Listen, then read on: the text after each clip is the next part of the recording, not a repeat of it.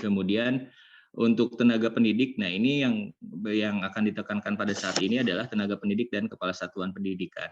Jadi siapa saja yang melaksanakan survei lingkungan belajar, yaitu seluruh guru yang terdaftar pada Dapodik gitu. Jadi guru yang mempunyai data pada Dapodik masuk dalam data Dapodik itu guru yang wajib mengikuti survei lingkungan belajar.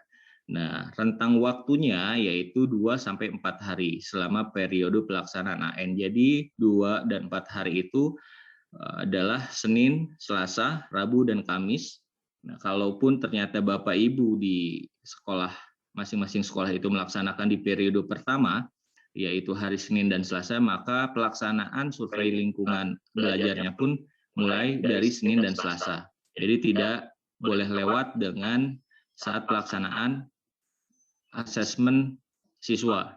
Nah, pelaksanaan untuk survei lingkungan belajar ini Bapak Ibu tidak perlu ada di sekolah gitu. Kalaupun ternyata Bapak Ibu katakanlah sedang ada diklat ataupun ternyata Bapak Ibu sedang dalam masa karantina, misalkan seperti itu, atau sedang tidak tidak memungkinkan untuk hadir di sekolah, maka pelaksanaan survei lingkungan belajar ini bisa dilakukan di mana saja, hanya saja nanti untuk pengisian kartu, untuk pengisian login token dan sebagainya itu bisa dicetak dan diinformasikan ke Bapak Ibu Kepala Satuan Pendidikan dan guru itu mulai hari Sabtu besok. Gitu. Jadi hari Sabtu besok nanti teman-teman operator Bapak Ibu bisa menginformasikan juga besok sudah dapat mencetak kartu survei lingkungan belajar untuk pendidik dan kepala sekolah gitu. Nah, di mana untuk melakukan pencetakan itu? Nah, di sini Bapak Ibu,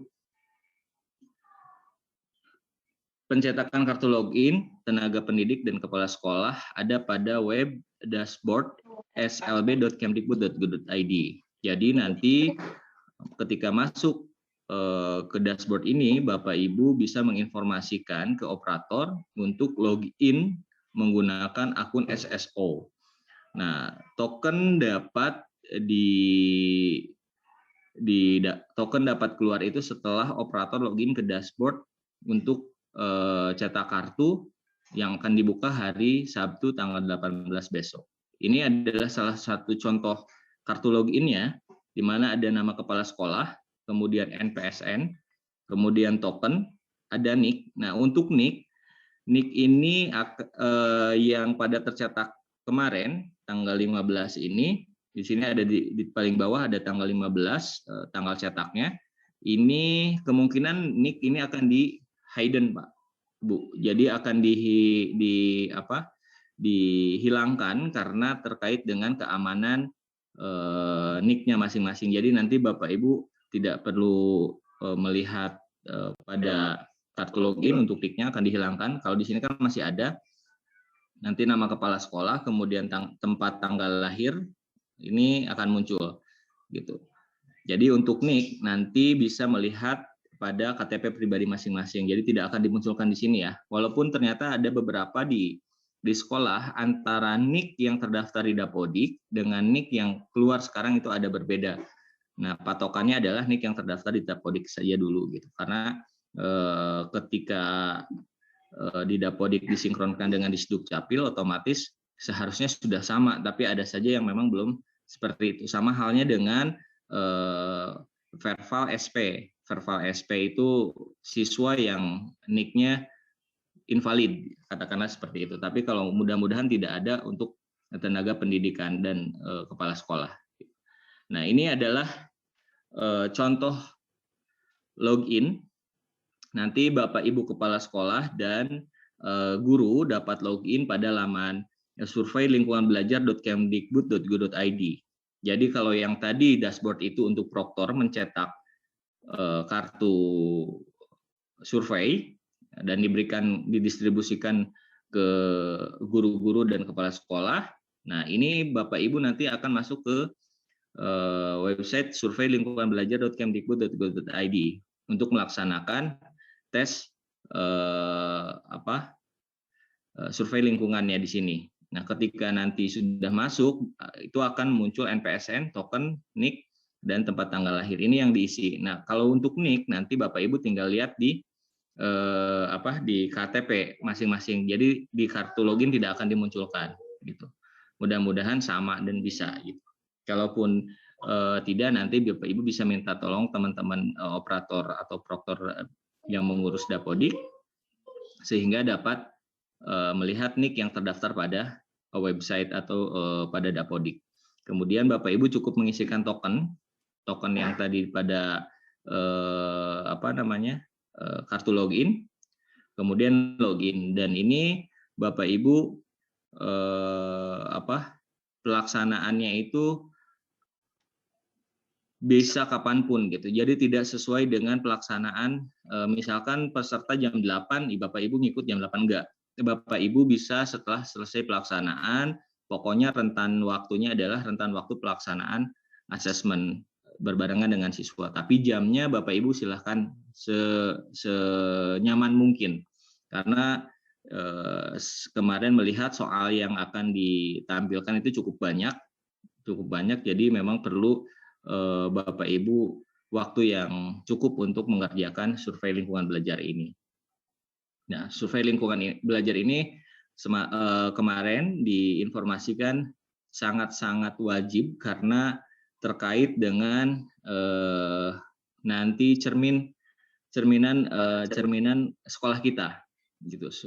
Sehingga Bapak Ibu perlu mengisi dengan sebetul-betulnya dan sejujur-sejujurnya gitu, sehingga nanti Bapak Ibu dapat hasil yang memang sesuai dengan realita yang ada di sekolah gitu. Ini adalah contoh waktunya.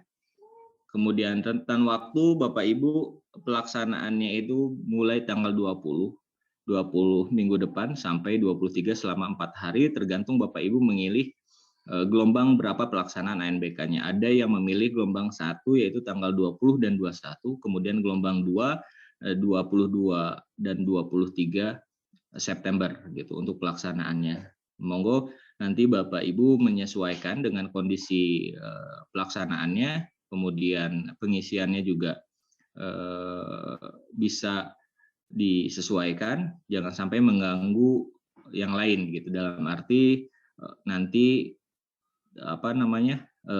saat pelaksanaan ANBK siswanya Bapak Ibu gurunya juga mengisi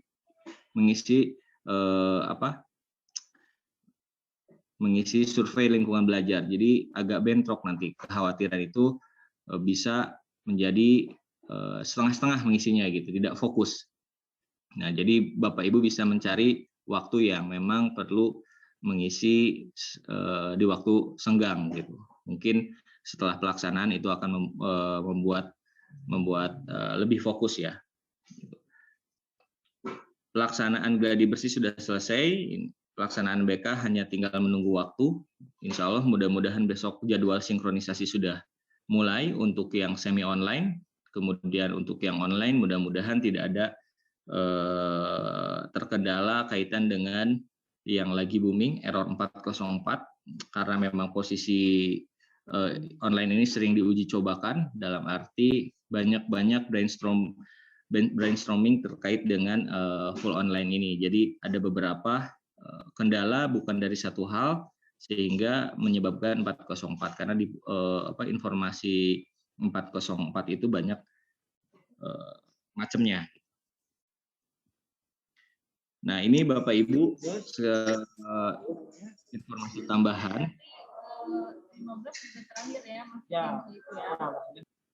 Informasi tambahan, Bapak Ibu bisa memanfaatkan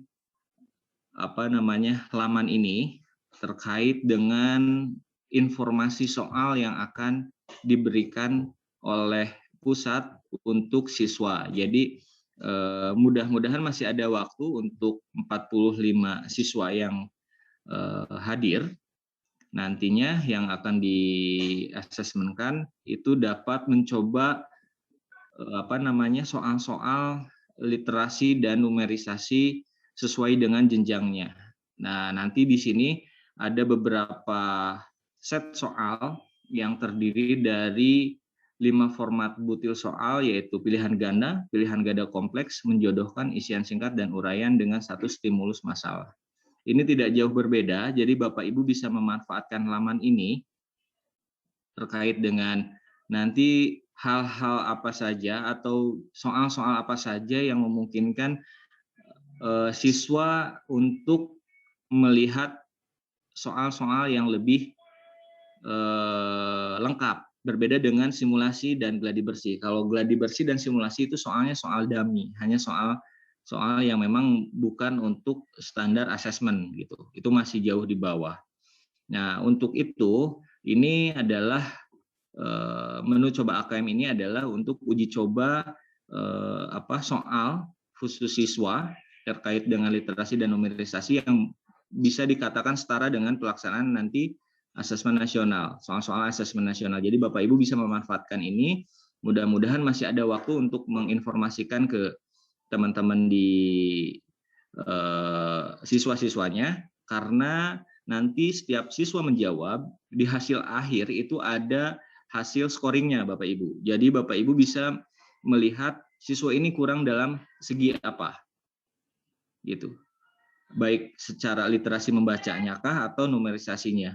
Nanti Bapak Ibu di setiap siswa melaksanakan soal ini, di hasil akhir itu akan muncul nilainya, gitu. Jadi misalkan siswa A, siswa B berbeda hasilnya, dia lebih tinggi di literasi dan siswa B lebih rendah di numerisasi. Itu Bapak Ibu bisa meningkatkan dan bisa memberikan masukan lebih ke siswa-siswa tersebut.